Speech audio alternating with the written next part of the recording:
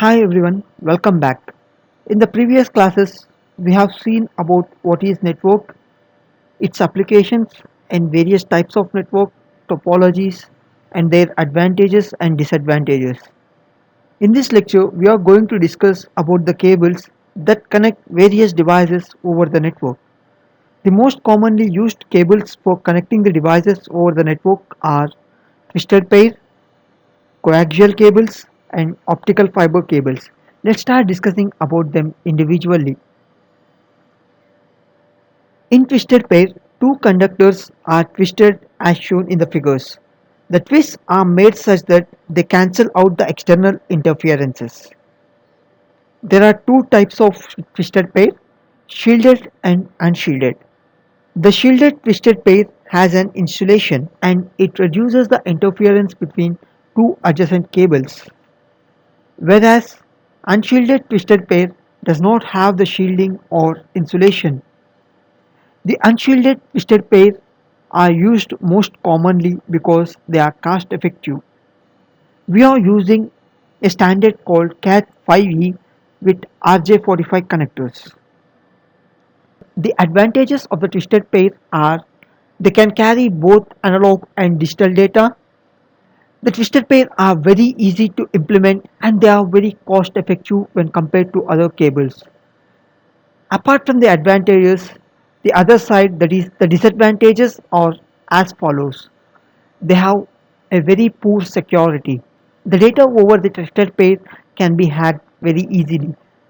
The noise added to the channels is very high, and the attenuation, that is the drop of the signal, is also high in the twisted pair. Coming to the coaxial cables are commonly used in televisions. With the advancement in the technologies, their applications extended for usage in the high-speed home networks.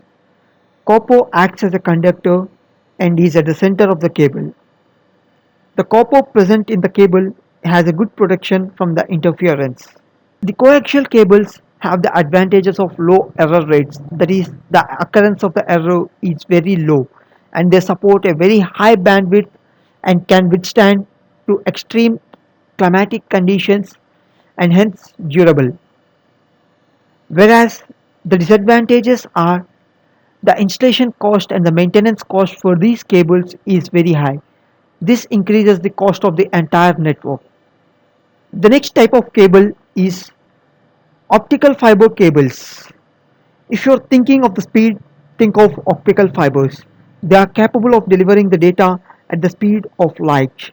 The optical fiber is as thin as human hair. To increase the strength of the optical cable, we use the outer jacket and a strength member. As mentioned earlier, the optical cable provides the advantage of high speeds and bandwidths. That is, the data can be traveled at a speed of light, and the security provided to the data is very high.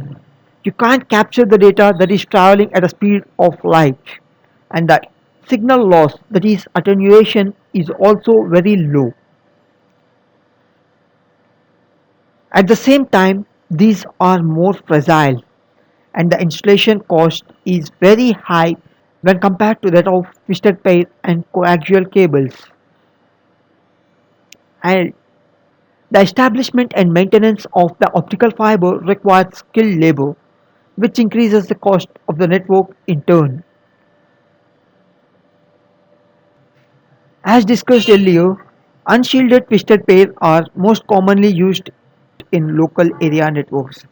Depending on the types of devices connected, the unshielded twisted pair, or simply called as UTP, can be used either as a straight cable or as a cross cable or the rollover cable. The figure shows you the straight cable. Straight cable is used to connect different devices like PC to switch, switch to router, and PC to hub.